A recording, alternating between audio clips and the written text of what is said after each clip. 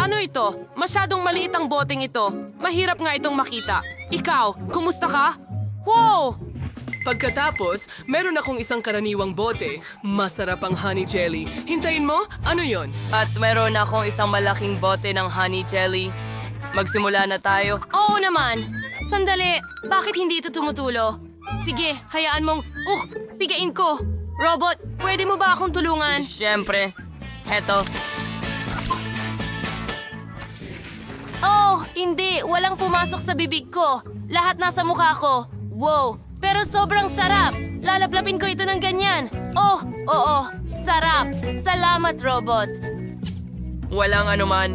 Ikaw naman, Quentin. Ikaw na ang sunod. Hindi ko kailangan ng tulong mo, salamat. Okay, kaya ko ito mag-isa. Hindi na ako nagsisports ng walang dahilan. Napakalakas ng mga kamay ko. Pinipindot namin ang bote. Oh yeah! At lumalabas na. Masarap. Ang sarap. Oh, gusto ko pa! Pasensya na, pero nakain ko na lahat. Kumain ako ng marami. Robot, ikaw naman ngayon. Ay, pakiramdam ko medyo masama ang tiyan ko. Tara na. Talaga. Dumating na rin ang sandaling ito. May naisip akong ideya.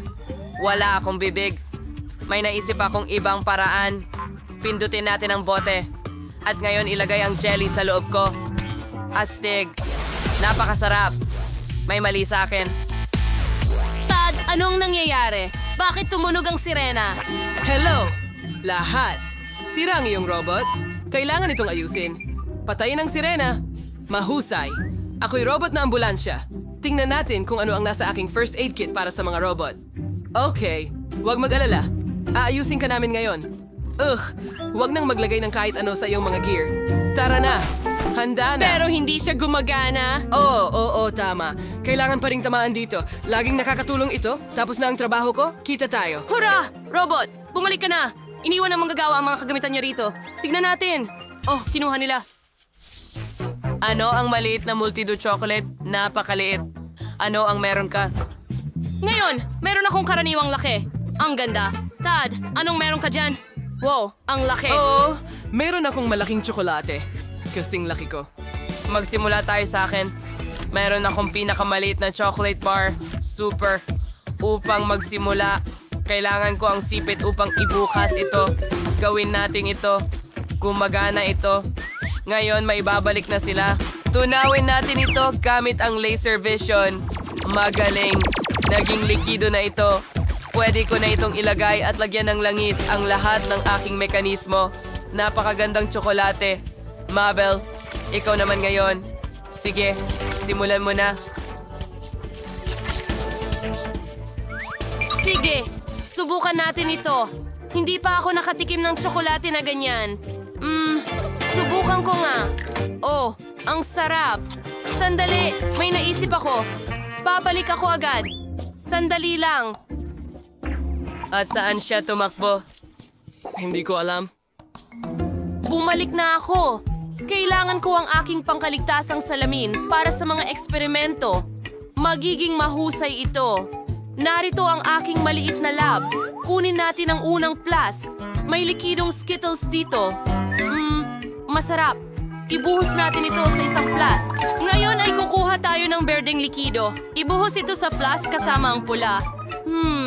Ano pa kaya ang may dadagdag ko? Okay. Oh, tama. May bahaghari sa tubong ito. Punuin din natin ito.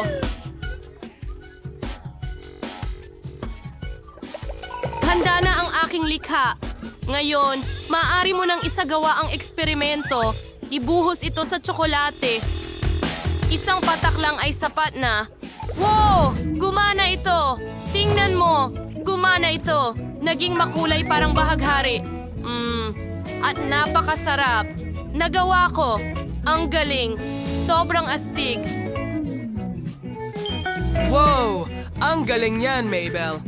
Magaling! Astig ang kemika. Ako na ba? Ayos. Masaya akong subukan ang aking tsokolate. Kailangan tanggalin ang buong balot? Wow! Ang laki. At sigurado akong napakasarap nito. Pero, Hindi ko ito makagat. Hindi. Dapat may maisip akong paraan. Tama. Ilagay ang tsokolate sa mesa. At kailangan ko ng mga kasangkapan, isang maso at isang pait.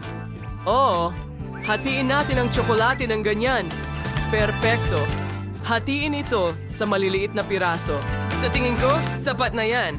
Pagod na ako at gutom. Subukan natin ito.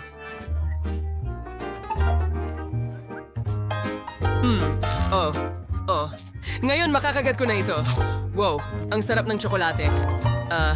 Anong tinitingnan ninyo? Gusto mo bang magbahagi ng tsokolate sa amin? Siyempre. Oo naman. Marami ako. At sapat ito para sa lahat. Wow, Tad! Napaka-generoso mo! Ano ito? Isang balde ng mani? Pero bakit kailangan ko ito? Wow! Oh, meron din akong isang buong balde ng mani pero ito'y katamtaman ng laki. Masaya ako. Hindi maaari. Hindi ako makapaniwala sa aking mga mata. Meron akong malaking balde ng mga money. Ano ang gagawin ko dito? Oh, Ted, magsimula ka muna. Sana ito ay isang biro. Siguro tsokolate sila? Aba, hindi nga. Metal talaga sila. Hindi ito masarap. Wow, natanggal ang ngipin ko. Nabali ito habang kinakain ko. Seryoso? Anong nakakatakot? Ayoko niyan. Robot, ikaw na. Hurra! Paborito kong merienda ito. Ang saya ko. Maglagay tayo ng ilang mani sa aking kompartimento. Masarap. Seryoso ka ba? Hindi na naman. Ako na. Ayoko. Robot! Gusto ni Mabel na iwasan ang hamon. Mabel, bumangon ka. Matanda ka na, kaya mong gawin ito. Kakagaling ko lang bumili ng mga syrup. Hindi. Ako'y isang tao. Hindi ko kailangan kumain ng mga mani. Okay? Baka mas masarap ito sa syrup. Ibuhos pa ng ibuhos. Okay. Ayos. Ngayon ay nababalutan na ng tsokolate. Pwede kong dilaan ng tsokolate sa mani. Sa ganitong paraan masarap naman. Masarap. Pwede ko bang gawin yun din? Matalino ako, kaya naisip ko na ito bago pa itong life hack. Mas mabuti iyon. Hindi ko kailangan kumain ng mani, kailangan ko lang dilaan ng mga ito. Handa na. Ngayon, tapos na. Mabel, ang galing mo. Salamat! Nagustuhan mo ba ang aming video? Kung ganon, pindutin na ang like button at mag-subscribe sa aming channel. Hanggang sa muli!